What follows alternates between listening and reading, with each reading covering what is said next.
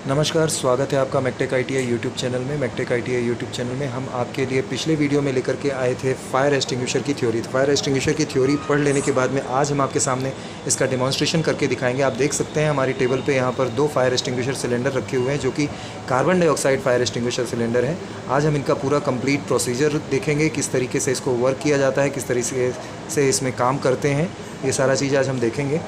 तो इससे पहले अगर आपने चैनल सब्सक्राइब नहीं किया तो चैनल को सब्सक्राइब करके बेल आइकन प्रेस कर दें, जिससे हमारे आने वाले वीडियोस आपसे मिस ना हो। चलिए देखते हैं।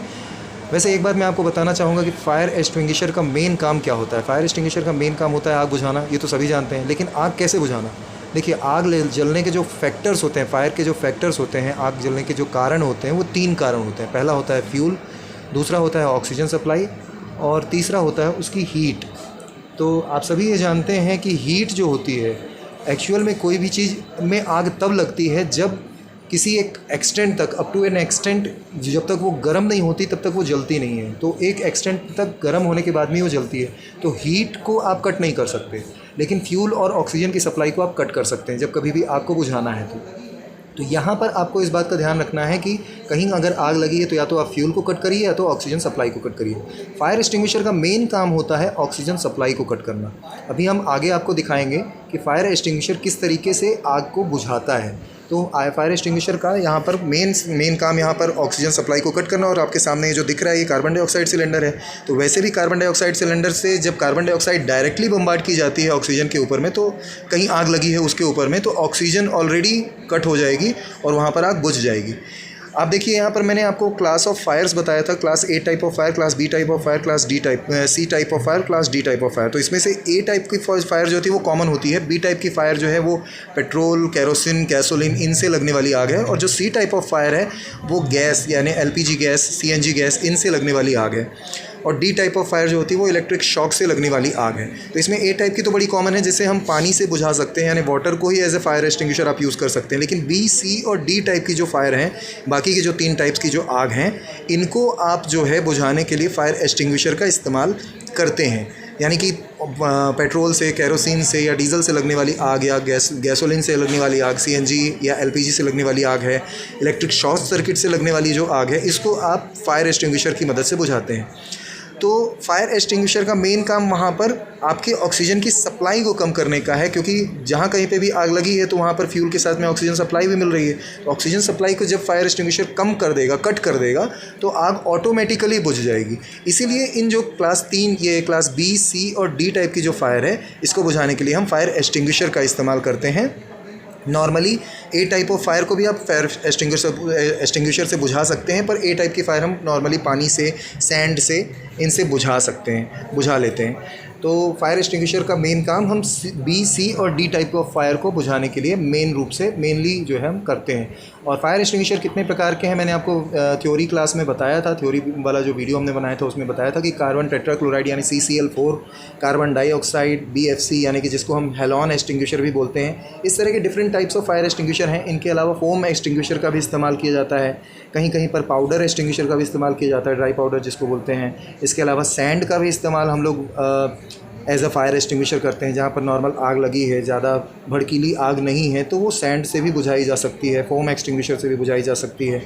तो अब हम देखते हैं, ये आपके सामने जो कार्बन डाइऑक्साइड सिलेंडर रखा हुआ है, जिसको हम फायर एक्सटिंग्विशर बोल रहे हैं, इसको किस तरीके से वर्क करते हैं। तो आप देख सकते हैं ये पूरा का पूरा सिलेंडर है, जिसमें ऊपर लिखा भी हुआ है कार्बन डाइऑक्साइड सिलेंडर।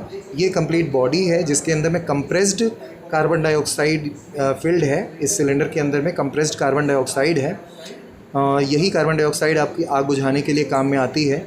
इस सिलेंडर के साथ इसमें आप देखेंगे जो कंप्लीट जो सिलेंडर है, इसमें आप देखेंगे एक हैंडल है, हैंडल दिया हुआ है, नॉब दिया हुआ है, नोज़ल दिया हुआ है।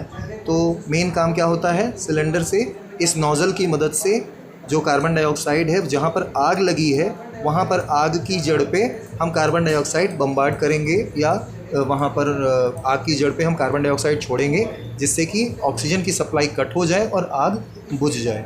तो अब मैं आपको इसका डेमोंस्ट्रेशन दिखाऊंगा। इस सिलेंडर को मैं ऑपरेट करके, फायर एक्सटिंग्विशर सिलेंडर को मैं ऑपरेट करके आपके सामने दिखाऊंगा।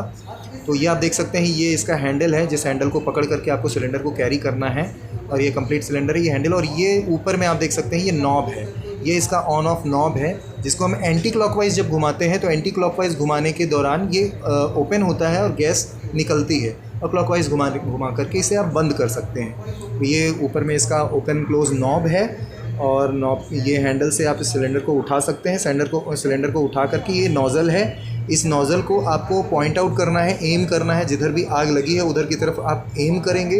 एम करने के बाद में आप फिर नॉब को ओपन करेंगे। अभी ये सिलेंडर जैसे भारी है तो मैं इसे ज़मीन पे रख देता हूँ। ज़मीन पे रख करके मैं आपको चला करके दिखाता हूँ। ये देखिए, मैंने इसको नोज़ल को पॉइंट आउट किया, नोज़ल को पॉइंट आउट करके मैं नॉब को ओपन कर रहा हूँ। मैं जैसे ही नॉब को ओपन करता हूँ तो आप देखिए नॉब को ओपन करते ही इससे गैस, कार्बन डाइऑक्साइड गैस यहाँ से निकलने लग गई, और इसकी जो इंटेंसिटी है वो आप कम ज़्यादा कर सकते हैं, बढ़ा घटा सकते हैं। तो इस तरीके से जो है कार्बन डाइऑक्साइड सिलेंडर, जैसे हम फायर एक्सटिंग्विशर कह रहे हैं, इस तरीके से हम यूज़ कर सकते हैं। तो ये तो था कार्बन डाइऑक्साइड फायर एक्सटिंग्विशर का इस्तेमाल। इसको यूज़ करने के लिए एक सीक्वेंस आपसे पूछा जाता है, कई बार ऑब्जेक्टिव में आपसे पूछा जाता है कि what is the sequence of using fire extinguisher, steps of using fire extinguisher. तो सबसे पहला स्टेप जो है वो है पुल।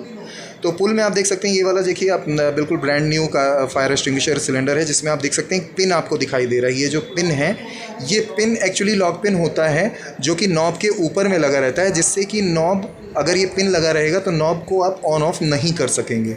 तो ये पिन इसमें लगा हुआ रहता है। तो सबसे पहला जो स्टेप है वो पुल है। तो पुल के दौरान हम सबसे पहले इसका पिन निकालते हैं, फायर एक्सटिंग्विशर का पिन निकालते हैं, पुल करते हैं यानी खींच लेते हैं। दूसरा स्टेप जो है इसका एम यानी निशाना लगाना। तो जिधर आग लगी हुई है या जिधर आग जल रही है उधर की तरफ हम नोज़ल को पॉइंट आउट करते हैं, नोज़ल को पॉइंट आउट करके एम करते हैं। तीसरा स्टेप है स्क्वीज़ करना, यानी कि हम जो नॉब लगा हुआ है इस नॉब को ऑपरेट करेंगे, नॉब को ऑपरेट करके हम गैस को निकालेंगे नोज़ल के माध्यम से, जो गैस निकलेगी। और चौथा जो स्टेप है वो है स्वीप या स्वाइप आउट। तो जहाँ भी आग लगी थी, जो आग बुझ जाने के बाद में उसको साफ़ करना, स्वाइप करना। तो ये 4 स्टेप हैं। These are the steps to use fire extinguisher, and the fire extinguisher may be of any kind, whether it may be CTC यानी कार्बन टेट्राक्लोराइड, और it may be of carbon dioxide, और it may be of different type of halon extinguisher also. तो उम्मीद करते हैं आपको ये video अच्छा लगा। वीडियो अच्छा लगा हो तो वीडियो को लाइक करें, दोस्तों के साथ शेयर करें, और चैनल के साथ बने रहें। हम आपके लिए ऐसे वीडियोज़ लेकर के आते रहेंगे। बने रहिए मैकटेक ITI के साथ। धन्यवाद।